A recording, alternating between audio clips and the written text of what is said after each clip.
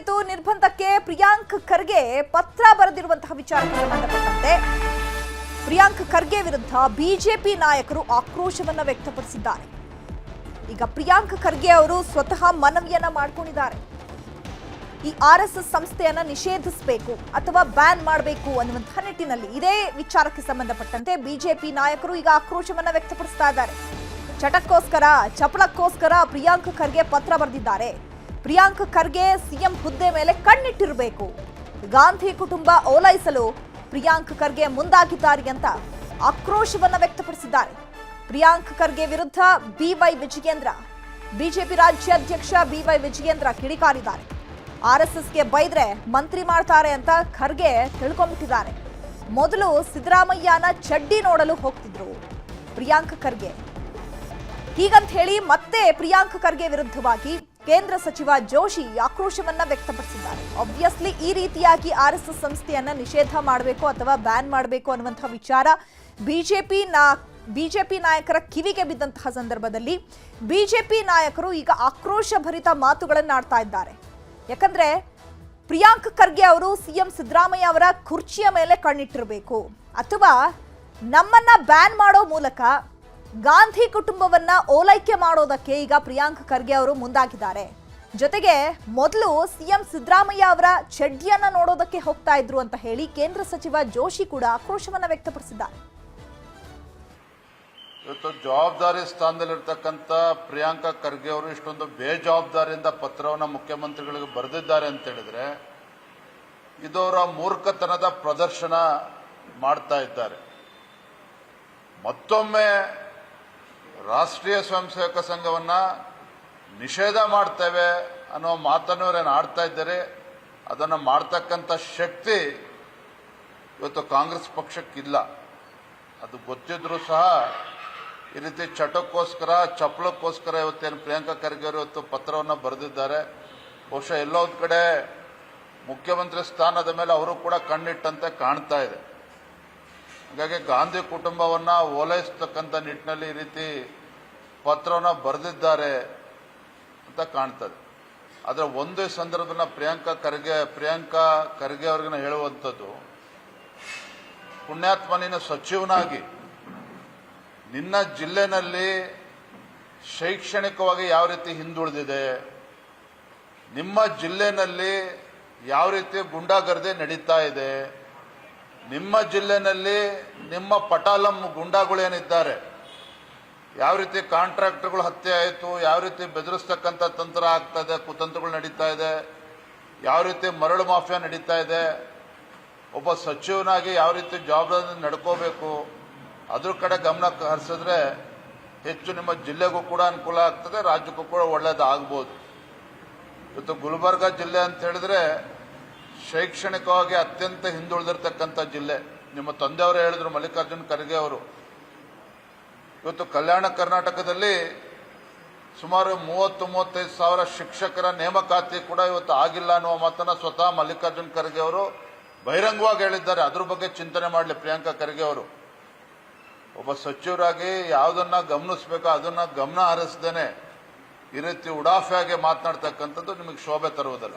RSS ಅರ್ಥ ಆಗೋದು, RSS ದೇಶಭಕ್ತಿಯ ಸಂಸ್ಕಾರ ಕೊಡುತ್ತೆ. ಜಾತೀಯತೆ ಮತ್ತು ಅಸ್ಪೃಶ್ಯತೆ ಅದರಿಂದ ಸಮಾಜ ದೂರ ಆಗಬೇಕು ಅಂತ ಹೇಳುತ್ತೆ. ಹಿಂದೂಗಳನ್ನು ಸಂಘಟಿಸುವ ಕೆಲಸ ಮಾಡುತ್ತೆ. ಆ ಹಿಂದೂ ಅನ್ನೋದಕ್ಕೂ ಕೂಡ ಸುಪ್ರೀಂ ಕೋರ್ಟ್ ಹೇಳಿರುವ ವ್ಯಾಖ್ಯೆಯನ್ನೇ ಆಧಾರವಾಗಿ ಬಳಕೆ ಮಾಡಿಕೊಳ್ಳುತ್ತೆ. ಪಂಚಪರಿವರ್ತನೆಯ ವಿಚಾರವನ್ನು ಸಮಾಜದ ಮುಂದೆ ಸಂಘದ ಸರ್ಸಂಘಚಾಲಕರು ಇಟ್ಟರು. ಅಂದರೆ ಕೌಟುಂಬಿಕ ಮೌಲ್ಯಗಳನ್ನು ಗಟ್ಟಿಗೊಳಿಸಬೇಕು, ಕುಟುಂಬಗಳು ವಿಭಜನೆ ಆಗ್ತಾ ಇದ್ದಾವೆ ಅನ್ನೋದು ಅಪರಾಧವಾ, ಸ್ವದೇಶಿ ವಿಚಾರವನ್ನು ಮುಂದಿಟ್ಟಿದೆ. ಅಂದರೆ ಸ್ವಭಾಷೆ, ಸ್ವಭೂಷ, ಸ್ವಭೋಜನ ಈ ವಿಚಾರವನ್ನು ಜನರ ಮುಂದೆ ಇಟ್ಟಿದೆ. ಇದರಲ್ಲಿ ಯಾವುದು ಇವರಿಗೆ ಅಪತ್ಯವಾಗಿ ಕಾಣ್ತಾ ಇದೆ ಅಂದರೆ ಮಾತೃಭಾಷೆಯಲ್ಲಿ ವ್ಯವರ್ಸಿ ಅಂತ ಹೇಳೋದು ಅಪತ್ಯನ, ಸ್ವದೇಶಿಗೆ ಒತ್ತು ಕೊಡಬೇಕು ಅನ್ನೋದು ಇವರಿಗೆ ಅಪತ್ಯನ, ಹಾಗೆಯೇ ಪರಿಸರ ಸಂರಕ್ಷಣೆ, ಆ ಪರಿಸರಕ್ಕೆ ಹಾನಿಯಾಗುವಂಥ ಯಾವುದರಿಂದಲೂ ಕೂಡ ನಾವು ದೂರ ಆಗಬೇಕು, ಪರಿಸರ ಸಂರಕ್ಷಣೆಗೆ ಒತ್ತು ಕೊಡಬೇಕು ಅನ್ನುವಂಥ ವಿಚಾರವನ್ನು ಮುಂದಿಟ್ಟಿದೆ. ಸಾಮಾಜಿಕ ಸದ್ಭಾವನೆ ಅಂದರೆ ಯಾವುದೇ ರೀತಿಯ ಜಾತೀಯತೆ, ಅಸ್ಪೃಶ್ಯತೆ ಇರಬಾರ್ದು. ಪ್ರತಿ ಗ್ರಾಮದಲ್ಲೂ ಕೂಡ ದೇವಾಲಯಗಳು ಸರ್ವರಿಗೂ ಮುಕ್ತ ಆಗಬೇಕು. ಸ್ಮಶಾನ, ಹಿಂದೂ ಸಮಾಜಕ್ಕೆ ಒಂದೇ ಸ್ಮಶಾನ ಇರಬೇಕು ಅಂತ ಹೇಳಿದೆ. ಬಹುಶಃ ಜಾತೀಯತೆಯನ್ನು ಒಡಲೊಳಗಿಟ್ಕೊಂಡು ಜಾತೀಯ ರಾಜಕಾರಣ ಮಾಡುವಂಥ, ಮತೀಯ ಓಲೈಕೆ ಮಾಡೋದ್ರ ಮೂಲಕ ತಾನು ಬೇಳೆ ಬೇಯಿಸ್ಕೊಳ್ಳುವಂಥ ಸ್ವಾರ್ಥಿಗಳಿಗೆ ಸಂಘ ಅರ್ಥ ಆಗ್ಲಿಕ್ಕೆ ಸಾಧ್ಯ ಇಲ್ಲ. ಇದರಲ್ಲಿ ಯಾವುದನ್ನು ಅವರು ವಿರೋಧ ಮಾಡ್ತಾರೆ? ಸಂಘದ ವಿರೋಧ ಅದು ರಾಷ್ಟ್ರದ ವಿರೋಧವೇ ಆಗತ್ತೆ. ಯಾಕೆ ಅಂದರೆ ಸಂಘ ರಾಷ್ಟ್ರೀಯ ಹಿತದ ಹಿನ್ನೆಲೆಯಲ್ಲಿ ಕೆಲಸ ಮಾಡ್ತಿರುವಂಥ ಒಂದು ಸಂಘಟನೆ. ಅದನ್ನು ವಿರೋಧ ಮಾಡೋದು ಅಂದರೆ ಅವರು ರಾಷ್ಟ್ರದ್ರೋಹಿಗಳು ಮಾತ್ರ ಅಥವಾ ರಾಷ್ಟ್ರ ಸಂಘವನ್ನು ಅರ್ಥ ಮಾಡ್ಕೊಳ್ಳದೆ ಇದ್ದವ್ರು ಮಾತ್ರ ಅದನ್ನು ವಿರೋಧ ಮಾಡ್ತಾರೆ. ಅದು ಯಾವುದೋ ಒಂದು ಸ್ವಾರ್ಥಕ್ಕಾಗಿ ಕಟ್ಟಿದ ಸಂಘಟನೆ ಅಲ್ಲ. ನಿಸ್ವಾರ್ಥ ಸ್ವಯಂ ಸೇವಕರನ್ನ, ನಿಸ್ವಾರ್ಥ ಸಮಾಜವನ್ನು ಸ್ವಯಂ ಸೇವಕರ ಮೂಲಕ ನಿರ್ಮಾಣ ಮಾಡಬೇಕು. ವ್ಯಕ್ತಿಗೆ ಸಂಸ್ಕಾರ ಕೊಡೋದ್ರ ಮೂಲಕ ರಾಷ್ಟ್ರಹಿತಕ್ಕೆ ಶಕ್ತಿ ಕೊಡಬೇಕು ಅಂತ ಕೆಲಸ ಮಾಡ್ತಿರುವ ಸಂಘಟನೆಯನ್ನ ಅವ್ರಿಗೆ ಮೊದಲು ಅವ್ರ ಪಾರ್ಟಿ ಒಳಗೆ ಏನು ಕಿಮ್ಮತ್ತದ ನೋಡ್ಕೊ ಅಂತ ಹೇಳ್ರಿ. ಅವ್ರಿಗೆ ಹಿಂಗೆಲ್ಲ RSS ಬೈದ್ರೆ ಅವ್ರಿಗೆ ಮಂತ್ರಿ ಮಾಡ್ತಾರೆ ಅಂತ ತಿಳ್ಕೊಂಡಾರ ಅವರು. ಪಾಪ ಅವ್ರು ನೋಡಿದ್ರೆ ಕನಿಕರ ಅನ್ನಿಸ್ತದ ನನಗೆ. ಒಂದು ಕಾಲದಾಗ ಆಲ್ ಇಂಡಿಯಾ ಜನರಲ್ ಸೆಕ್ರೆಟರಿ ಯಾವ್ಯಾವುದೋ ರಾಜ್ಯದ ಇನ್ಚಾರ್ಜ್ ಇದ್ರೆ ಇಲ್ಲಿ ಹಂಗೆ ಅಡ್ಡಾಡ್ತಾ ಇದ್ದಾರೆ ಖಾಲಿ ಪ್ಲೀಸ್. ಮೊದಲ ಸಿದ್ದರಾಮಯ್ಯಿಂದ ಚಡ್ಡಿ ನೋಡ್ಲಿಕ್ಕೆ ಹೊಂಟಿದ್ರಿ ಇವರು. ನೆನಪೈತಿಲ್ಲ? ಸಿದ್ದರಾಮಯ್ಯನ ಚಡ್ಡಿ ಯಾವ್ದು ಹಾಕ್ಯಾರ, ಹಾಕಿ ಚಡ್ಡಿ ಹಾಕ್ಯಾರ ಅಂತ ಹೇಳಿದ್ರೆ ಆ ಸಿದ್ದರಾಮಯ್ಯನ ಚಡ್ಡಿನ ನೋಡ್ಲಿಕ್ಕೆ ಹೊಂಟವ್ರಿ ಇವ್ರು ಮೊದಲು ಇವ್ರು ತಮ್ಮ ಯೋಗ್ಯತೆ ನೋಡ್ಕೊಂಡು ಮಾತಾಡಂತ. ಅವ್ರಿಗೆ ಮೊದಲು ಅವ್ರ ಪಾರ್ಟಿ ಒಳಗೆ ಏನು ಕಿಮ್ಮತ್ತದ ನೋಡ್ಕೊ ಅಂತ ಹೇಳ್ರಿ. ಅವ್ರಿಗೆ ಹಿಂಗೆಲ್ಲ RSS ಬೈದ್ರೆ ಅವ್ರಿಗೆ ಮಂತ್ರಿ ಮಾಡ್ತಾರೆ ಅಂತ ತಿಳ್ಕೊಂಡಾರ ಅವರು. ಪಾಪ ಅವ್ರು ನೋಡಿದ್ರೆ ಕನಿಕರ ಅನ್ನಿಸ್ತದ ನನಗೆ. ಒಂದು ಕಾಲದಾಗ ಆಲ್ ಇಂಡಿಯಾ ಜನರಲ್ ಸೆಕ್ರೆಟರಿ ಯಾವ್ಯಾವುದೋ ರಾಜ್ಯದ ಇನ್ಚಾರ್ಜ್ ಇದ್ರೆ ಇಲ್ಲಿ ಹಂಗೆ ಅಡ್ಡಾಡ್ತಾ ಇದ್ದಾರೆ ಖಾಲಿ ಪ್ಲೀಸ್. ಮೊದಲ ಸಿದ್ದರಾಮಯ್ಯಿಂದ ಚಡ್ಡಿ ನೋಡ್ಲಿಕ್ಕೆ ಹೊಂಟಿದ್ರಿ ಇವರು. ನೆನಪೈತಿಲ್ಲ? ಸಿದ್ದರಾಮಯ್ಯನ ಚಡ್ಡಿ ಯಾವ್ದು ಹಾಕ್ಯಾರ, ಹಾಕಿ ಚಡ್ಡಿ ಹಾಕ್ಯಾರ ಅಂತ ಹೇಳಿದ್ರೆ ಆ ಸಿದ್ದರಾಮಯ್ಯನ ಚಡ್ಡಿನ ನೋಡ್ಲಿಕ್ಕೆ ಹೊಂಟವ್ರಿ ಇವ್ರು ಮೊದಲು ಇವ್ರು ತಮ್ಮ ಯೋಗ್ಯತೆ ನೋಡ್ಕೊಂಡು ಮಾತಾಡೋದು. ಸದ್ಯಕ್ಕಂತೂ ಸಚಿವ ಪ್ರಿಯಾಂಕ್ ಖರ್ಗೆ ಅವರು ಬರೆದಿರುವಂತಹ ಪತ್ರ ಈಗ ಬಿಜೆಪಿಯಲ್ಲಿ ಸಾಕಷ್ಟು ಸಂಚಲನವನ್ನ ಉಂಟು ಮಾಡಿರುವಂತದ್ದು. ಯಾಕಂದ್ರೆ ಬಿಜೆಪಿ ನಾಯಕರು ಈಗ ಒಬ್ಬೊಬ್ಬರಾಗೆ ಹರಿಹಾಯ್ತಾ ಇದ್ದಾರೆ. ಪ್ರಿಯಾಂಕ್ ಖರ್ಗೆ ಅವರು ಸಿದ್ದರಾಮಯ್ಯನವರ ಸ್ಥಾನವನ್ನ ಗಿಟ್ಟಿಸಿಕೊಳ್ಳೋದಕ್ಕಾಗಿ ಈ ರೀತಿಯಾಗಿ ಪತ್ರವನ್ನ ಬರೆದಿದ್ದಾರೆ. ಮತ್ತೊಂದು ಕಡೆ ಗಾಂಧಿ ಕುಟುಂಬವನ್ನ ಓಲೈಕೆ ಮಾಡೋದಕ್ಕೆ ಈ ರೀತಿಯಾಗಿ ಪತ್ರವನ್ನ ಬರೆದಿದ್ದಾರೆ. ಈ ಹಿಂದೆ ನೆನಪಿರ್ಬೇಕಲ್ಲ, ಸಿಎಂ ಸಿದ್ದರಾಮಯ್ಯನವರ ಚಡ್ಡಿ ಯಾವ್ದಿದೆ ಅಂತ ನೋಡಕ್ ಹೋಗ್ತಾ ಇದ್ದಿದ್ದಂತವ್ರು ನಮ್ಮ RSS ಸಂಸ್ಥೆ ಬಗ್ಗೆ ಇವ್ರು ಮಾತನಾಡ್ತಿದ್ದಾರೆ ಅಂತ ಹೇಳಿ ಬಿಜೆಪಿ ನಾಯಕರು ಕಿಡಿಕಾರ್ತಿದ್ದಾರೆ.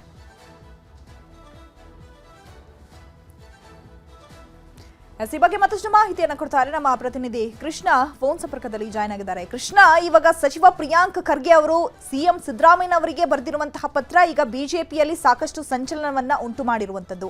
ಹಾಗಾದ್ರೆ ಪ್ರಿಯಾಂಕ್ ಖರ್ಗೆ ಅವರು ಏನೆಲ್ಲ ಅಂಶಗಳನ್ನ ಉಲ್ಲೇಖ ಮಾಡಿ ಪತ್ರವನ್ನ ಸಿಎಂ ಸಿದ್ದರಾಮಯ್ಯನವರಿಗೆ ರವಾನೆ ಮಾಡಿದ್ದಾರೆ? ಸದ್ಯಕ್ಕೆ ಇದು ಬಿಜೆಪಿಯವರ ಕೆಂಗಣ್ಣಿಗೆ ಯಾವ ರೀತಿ ಗುರಿಯಾಗಿದೆ?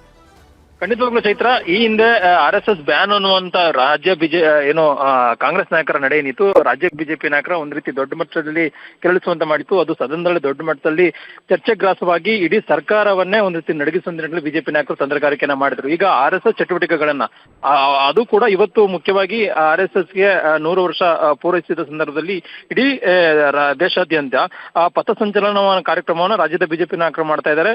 ದೊಣ್ಣೆಗಳನ್ನು ಇಟ್ಕೊಂಡು ಅಲ್ಲಿ ಒಂದು ರೀತಿ ಗೌರವವನ್ನು ಕೊಡುವುದರ ಮುಖಾಂತರವಾಗಿ ಒಂದು ಮೈದಾನದಲ್ಲಿ ಒಂದು ಕಾರ್ಯಕ್ರಮವನ್ನು ಕೂಡ ಮಾಡ್ತಾ ಇದ್ದಾರೆ. ಇಂತಹ ಸಂದರ್ಭದಲ್ಲೇನೆ ಈಗ ಪ್ರಿಯಾಂಕಾ ಖರ್ಗೆ ಅವರು ಈ ರೀತಿಯಾಗಿ ಒಂದು ಪತ್ರವನ್ನ ಬರೆದಿರುವಂತದ್ದು ಇಡೀ ರಾಜ್ಯದ ಬಿಜೆಪಿ ನಾಯಕರು ಮತ್ತೆ ಇಡೀ ದೇಶದಲ್ಲಿ ಒಂದ್ ರೀತಿ ದೇಶವನ್ನೇ ಒಂದ್ ರೀತಿ ಕೆಳಿಸುವಂತ ಬಿಜೆಪಿ ಮಾಡಿರುವಂತದ್ದು. ಈಗಲೇ ಯಾವಾಗ ಪ್ರಿಯಾಂಕಾ ಖರ್ಗೆ ಅವರು ಪತ್ರವನ್ನ ಬರೆದಿದ್ರು ಅದಾದ ಕೂಡಲೇ ರಾಜ್ಯ ಬಿಜೆಪಿ ನಾಯಕರು ಒಂದ್ ರೀತಿ ಖಂಡಿಸಿದ್ದಾರೆ.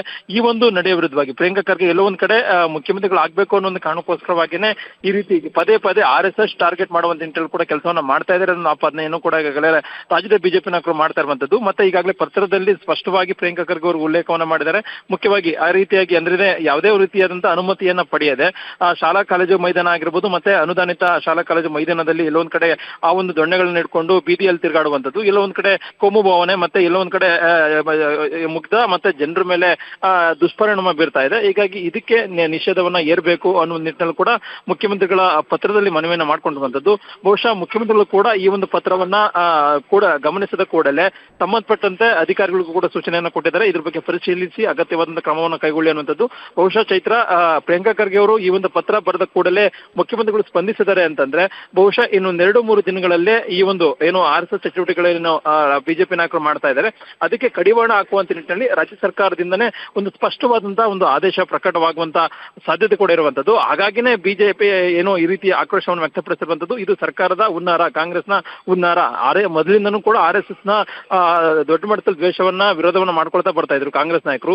ಈಗ ಅಂತಿಮವಾಗಿನೇ ಈಗ ರಾಜ್ಯದಲ್ಲಿ ಕಾಂಗ್ರೆಸ್ ಸರ್ಕಾರ ಅಧಿಕಾರಕ್ಕೆ ಬಂದ ನಂತರವಾಗಿ RSS ಟಾರ್ಗೆಟ್ ಅನ್ನು ಮಾಡುವಂತದ್ದು, ಬ್ಯಾನ್ ಮಾಡುವಂತದ್ದು, ಈಗ RSS ಚಟುವಟಿಕೆಗಳನ್ನ ಬ್ಯಾನ್ ಮಾಡುವಂತ ನಿಷೇಧವನ್ನ ಹೇರುವಂತ ನಿಟ್ಟಿನಲ್ಲಿ ಏನ್ ಸರ್ಕಾರ ಮುಂದಾಗ್ತಾ ಇದೆ, ಇದ್ರ ವಿರುದ್ಧವಾಗಿ ಒಂದು ರೀತಿ ದೊಡ್ಡ ಮಟ್ಟದ ಹೋರಾಟವನ್ನು ಮಾಡುವಂತ ನಿಟ್ಟಿನಲ್ಲಿ ಕೂಡ ಈಗಾಗಲೇ ಬಿಜೆಪಿ ನಾಯಕರು ಚಿಂತನೆಯನ್ನ ಮಾಡಿರುವಂತದ್ದು. ಹಾಗಾಗಿನೇ ಈಗ ಪ್ರಿಯಾಂಕಾ ಖರ್ಗೆ ಅವರು ಪತ್ರ ಬರೆದ ಕೂಡಲೇ ಬಿಜೆಪಿ ರಾಜ್ಯಾಧ್ಯಕ್ಷ ಬಿ ವಿಜೇಂದ್ರ ಆದಿಯಾಗಿ, ವಿಧಾನ ಪರಿಷತ್ ಸದಸ್ಯರಾಗಿರ್ತಕ್ಕಂಥ ಸಿಟಿ ರವಿ ಆದಿಯಾಗಿ, ಅದ್ರ ಜೊತೆಗೆ ಕೇಂದ್ರ ಸಚಿವರಾಗಿರ್ತಕ್ಕಂಥ ಪ್ರಹ್ಲಾದ್ ಜೋಶಿ ಅವರು ಕೂಡ ಈಗಾಗಲೇ ಈ ಒಂದು ನಡೆಗೆ ಖಂಡನೆ ಕೂಡ ವ್ಯಕ್ತಪಡಿಸಿದ್ದಾರೆ.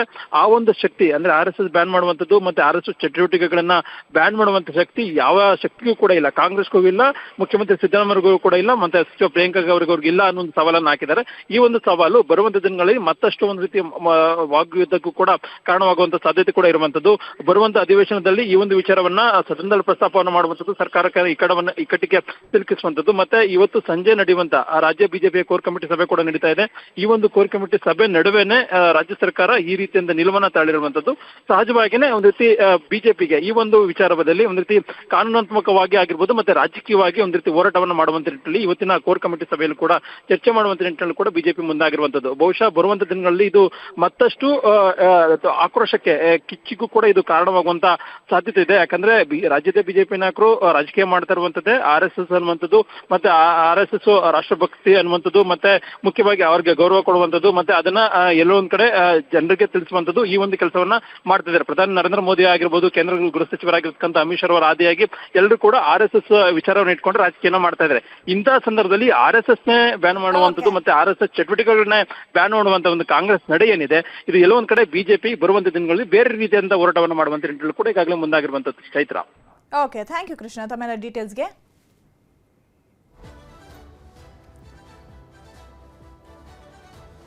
ನಮ್ಮ ಜೊತೆಗೆ ಫೋನ್ ಸಂಪರ್ಕದಲ್ಲಿ ಜಾಯ್ನ್ ಆಗಿದ್ದಾರೆ ಈ ಬಗ್ಗೆ ಮಾತನಾಡೋದಕ್ಕೆ ಪರಿಷತ್ ವಿಪಕ್ಷ ನಾಯಕ ಛಲವಾದಿ ನಾರಾಯಣಸ್ವಾಮಿ ಅವರು. ನಮಸ್ತೆ ಸರ್.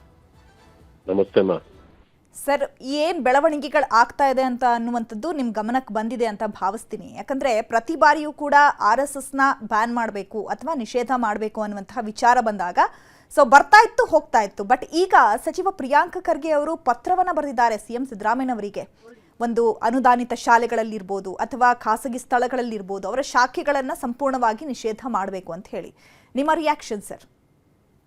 ಮೇಡಮ್, ಇದು ಕಾಂಗ್ರೆಸ್ಗೇನು ಹೊಸದು ಅಲ್ಲ, RSSಗೂ ಇದು ಹೊಸದು ಅಲ್ಲ. ಕಾಂಗ್ರೆಸ್ನವರು ಯಾವಾಗಲೂ ಈ ರೀತಿ RSS ಅನ್ನ ಟಾರ್ಗೆಟ್ ಮಾಡ್ತಕ್ಕಂಥದ್ದು ಇದು ಬಹುಕಾಲದಿಂದ ಬಂದಿರೋದು. ಬ್ಯಾನ್ ಮಾಡಿನೂ ಕೂಡ ಮತ್ತೆ ಅವರೇ ವಾಪಸ್ ತೆಗಿಬೇಕಾಯ್ತು ಅಂತ ಸಂಘಟನೆ ಅದು. ಇದು ಮಾನ್ಯ ಪ್ರಿಯಾಂಕಾ ಖರ್ಗೆ ಅವರ ಅವಿವೇಕತನದ ನಡೆ ಇದು. ಇದು ಈ ಒಂದು ಸಂಘಟನೆಯನ್ನ ಏನೂ ಮಾಡ್ಲಿಕ್ಕಾಗಲ್ಲ, ಅವ್ರಿಗೂ ಗೊತ್ತಿದೆ. ಆದ್ರೆ ಇದು ಪ್ರಚಾರದ ಗೀಳು.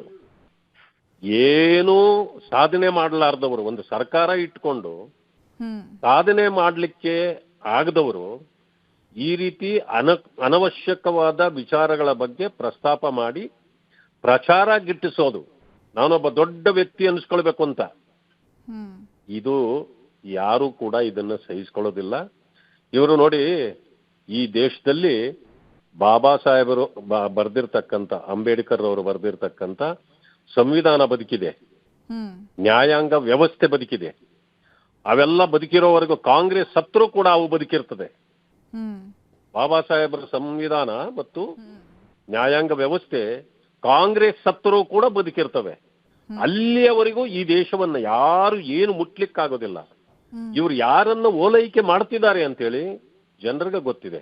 ಎಲ್ಲದಕ್ಕಿಂತ ಮಿಗಿಲಾಗಿ ಇದು RSSನ ಮೇಲೆ ನಡೀತಾ ಇರತಕ್ಕಂತ ಒಂದು ಯುದ್ಧ ಅಲ್ಲ, ಇದು ಹಿಂದುತ್ವವನ್ನೇ ಬುಡಮೇಲು ಮಾಡತಕ್ಕಂತ ಇದು ಒಂದು ನಡೆ. ಇದನ್ನ ಜನ ಅರ್ಥ ಮಾಡ್ಕೊಂಡಿದ್ದಾರೆ. ತಕ್ಕ ಪಾಠವನ್ನ ಈ ಕಾಂಗ್ರೆಸ್ ಪಕ್ಷಕ್ಕೆ ಕಲಿಸ್ತಾರೆ. ನೀವು ನೋಡಿದ್ದೀರಿ, ರಾಹುಲ್ ಗಾಂಧಿಯವರು ಒಂದು ಪಾರ್ಲಿಮೆಂಟ್ ನಲ್ಲಿ ನಿಂತು ಏನ್ ಹೇಳ್ತಾರೆ, ಹಿಂದುತ್ವ ಅಂತಂದ್ರೆ ನಫರತ್ ನಫರತ್ ನಫರತ್ ಅಂತಾರೆ, ಹಿಂಸೆ ಹಿಂಸೆ ಹಿಂಸೆ ಅಂತ. ಅವರ ಗುಲಾಮರು ಇನ್ನೇನು ಮಾತಾಡಬಹುದು, ಅವರ ಗುಲಾಮರು, ಅವರ ಪಕ್ಷದ ಗುಲಾಮರು.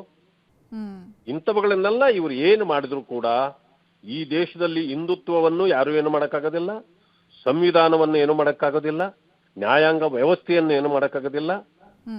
RSS ಅನ್ನ ಮುಟ್ಲಿಕ್ಕೆ ಇವರಿಂದ ಸಾಧ್ಯವೇ ಇಲ್ಲ. ಆದ್ರೆ ಒಂದು ಪ್ರಯತ್ನ ಮಾಡ್ತಿದ್ದಾರೆ, ಮಾಡ್ಲಿ. ಅದರ ರುಚಿ ಏನು ಅನ್ನೋದನ್ನ ಮುಂದೆ ನೋಡ್ತಾರೆ ಅವರಿಗೆ. Okay okay, thank you sir news ಜೊತೆ ಮಾತನಾಡಿದ್ದಕ್ಕಾಗಿ.